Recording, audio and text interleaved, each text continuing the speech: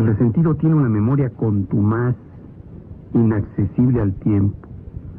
Cuando ocurre, esta explosión agresiva del resentimiento suele ser muy tardía. Existe siempre entre la ofensa y la vindicta, o sea, la venganza, un periodo muy largo de incubación. Muchas veces la respuesta agresiva del resentido no llega a ocurrir, y este puede acabar sus días en olor de santidad. Todo ello, su especificidad, su lenta evolución en la conciencia, su dependencia estrecha del ambiente, diferencia a la maldad del resentimiento de la del vulgar malhechor. Por eso, al chaparrito, al orejón, al pelón, al que tiene que usar zapatos de tacón, se le tuvieron que dar 20 y tantos años de incubación para llegar al poder, y después, con todos sus resentimientos de su pequeñez, aniquilar a una nación.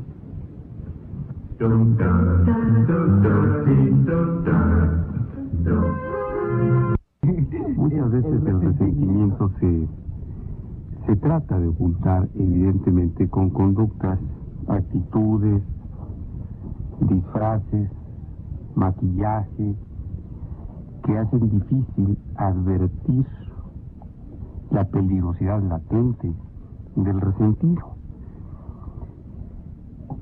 Hay varios rasgos que caracterizan a estos individuos, hombres o mujeres.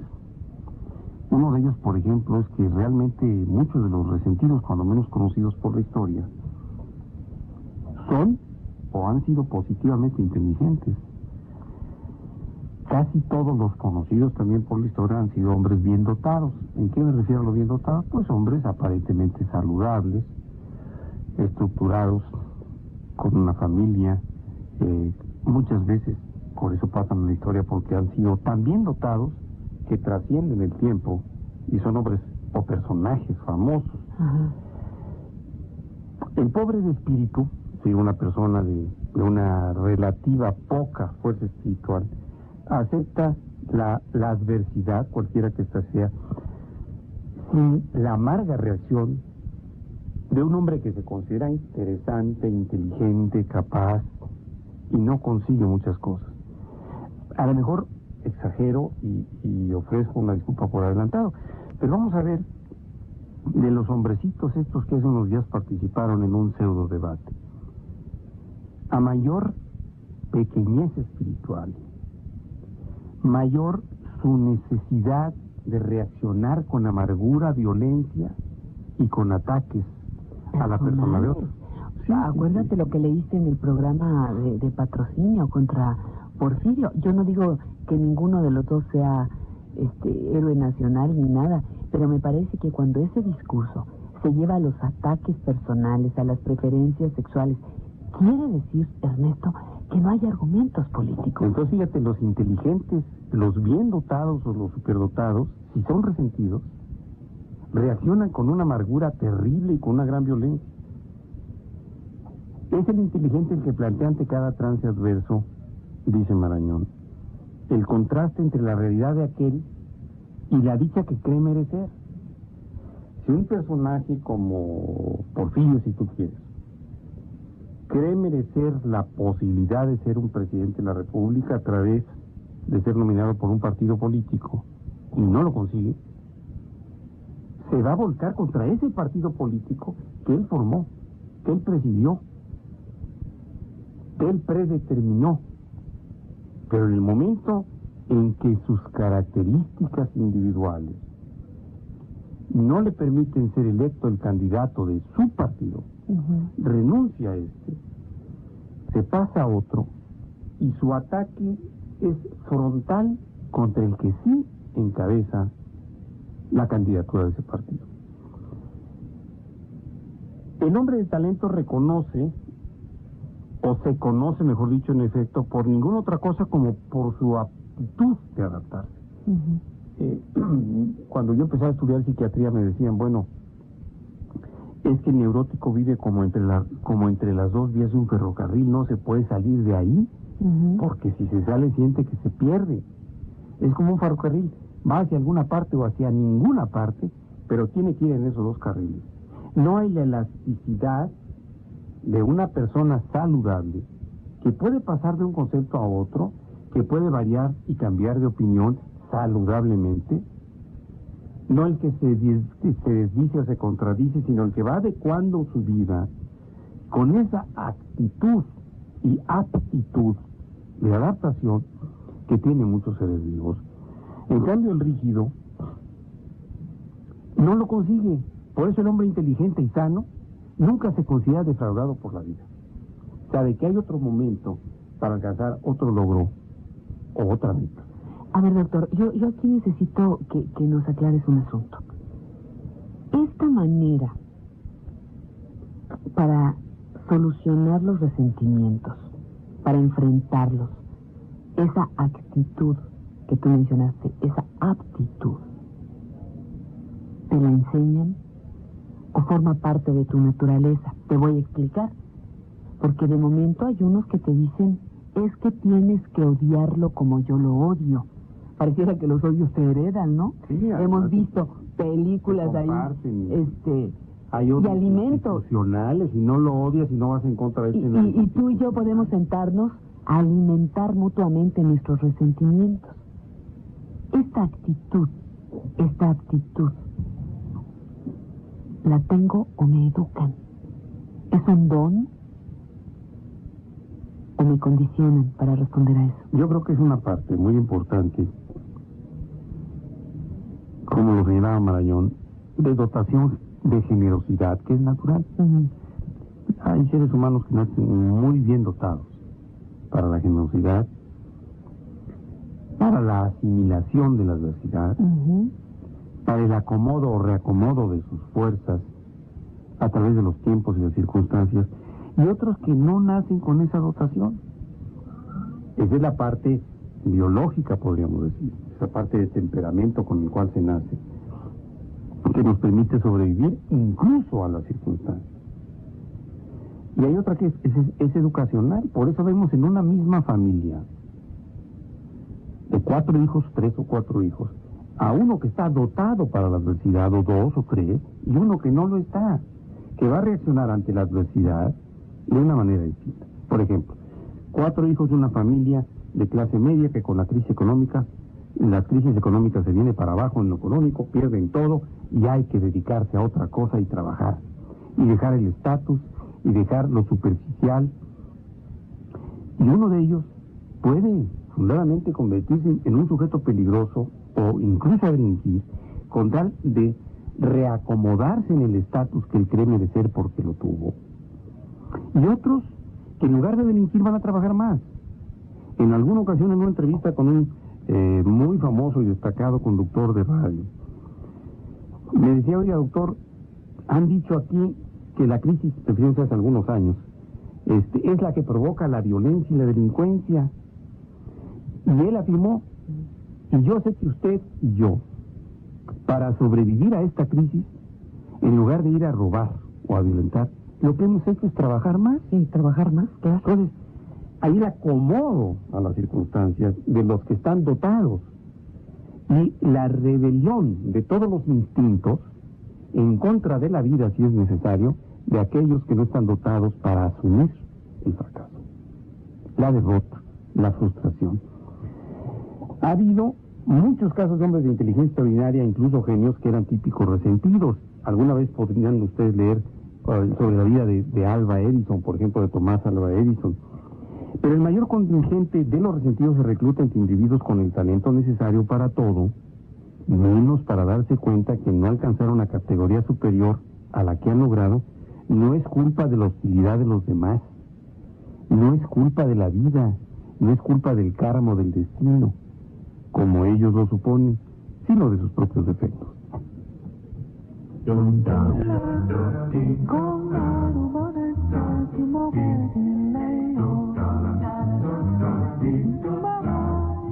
Ernesto, ¿con qué quieres retomar este asunto del resentimiento? Para que no nos quedemos resentidos contigo. Conceptos de lo que hemos estado diciendo, me voy a referir de nueva cuenta a don Gregorio Marañón, que nos dice, debe notarse que el resentimiento, aunque se parece mucho a la envidia y al odio, es diferente de los dos.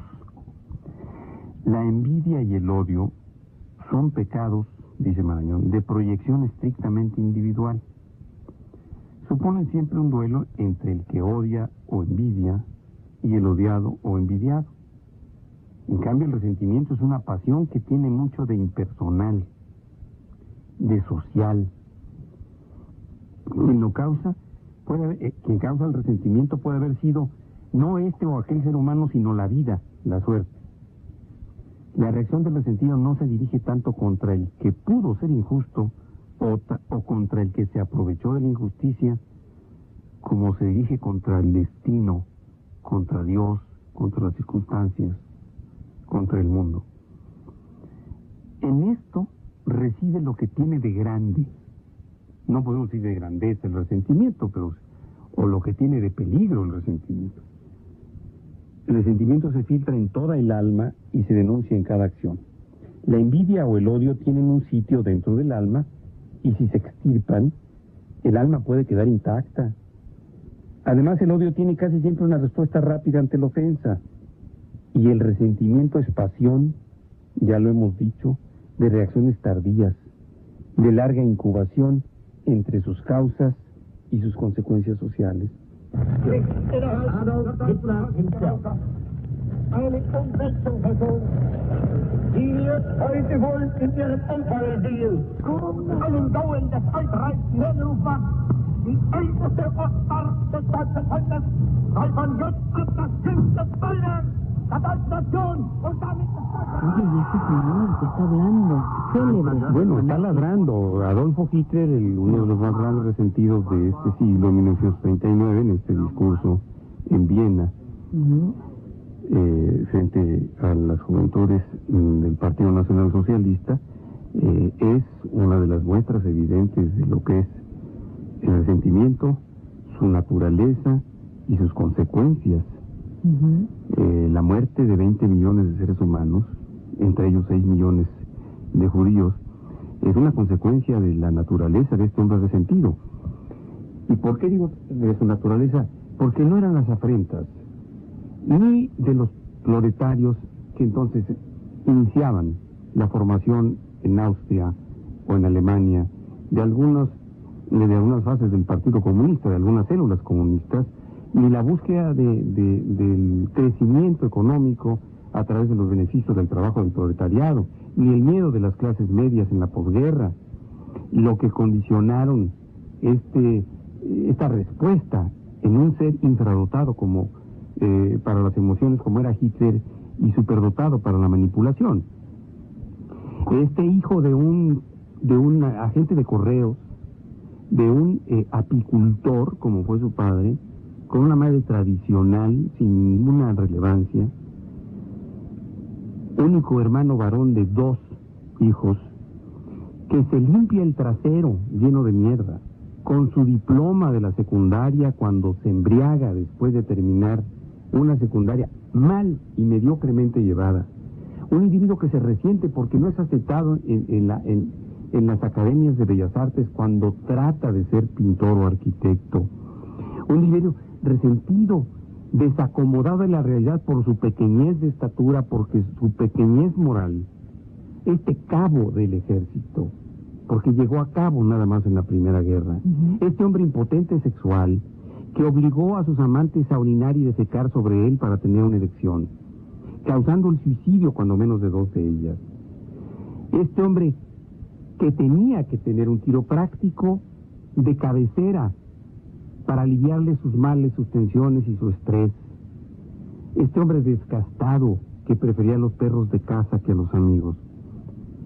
Obviamente tiene un continente, tiene un receptor de la adversidad muy singular.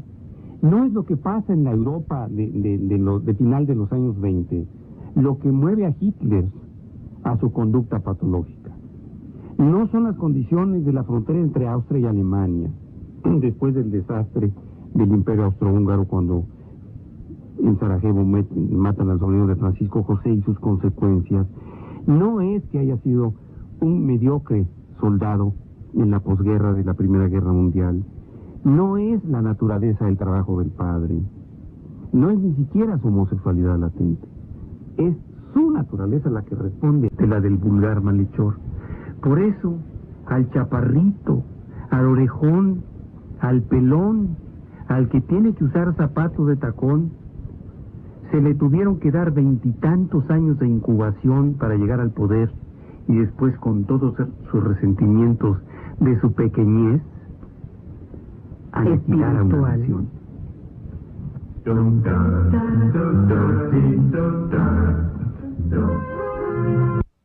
Muchas veces el resentimiento se trata de ocultar, evidentemente, con conductas, actitudes, disfraces, maquillaje, que hacen difícil advertir la peligrosidad latente del resentido. Hay varios rasgos que caracterizan a estos individuos, hombres o mujeres. Uno de ellos, por ejemplo, es que realmente muchos de los resentidos, cuando menos conocidos por la historia, son o han sido positivamente inteligentes. Casi todos los conocidos también por la historia han sido hombres bien dotados. ¿En qué me refiero a los bien dotados? Pues hombres aparentemente saludables, estructurados, con una familia, muchas veces, por eso pasan en la historia, porque han sido tan bien dotados que trascienden el tiempo y son hombres o personajes famosos. Ajá. El pobre de espíritu, si una persona de una relativa poca fuerza espiritual, acepta la adversidad, cualquiera que ésta sea, sin la amarga reacción. El resentido tiene una memoria contumaz, inaccesible al tiempo. Cuando ocurre, esta explosión agresiva del resentimiento suele ser muy tardía. Existe siempre entre la ofensa y la vindicta, o sea, la venganza, un periodo muy largo de incubación. Muchas veces la respuesta agresiva del resentido no llega a ocurrir, y este puede acabar sus días en olor de santidad. Todo ello, su especificidad, su lenta evolución en la conciencia, su dependencia estrecha del ambiente, diferencia a la maldad del resentimiento de un hombre que se considera interesante, inteligente, capaz, y no consigue muchas cosas. A lo mejor exagero y ofrezco una disculpa por adelantado, pero vamos a ver de los hombrecitos estos que hace unos días participaron en un pseudo debate. A mayor pequeñez espiritual, mayor su necesidad de reaccionar con amargura, violencia y con ataques a la persona de otros. Sí, acuérdate lo que leíste en el programa de Patrocinio.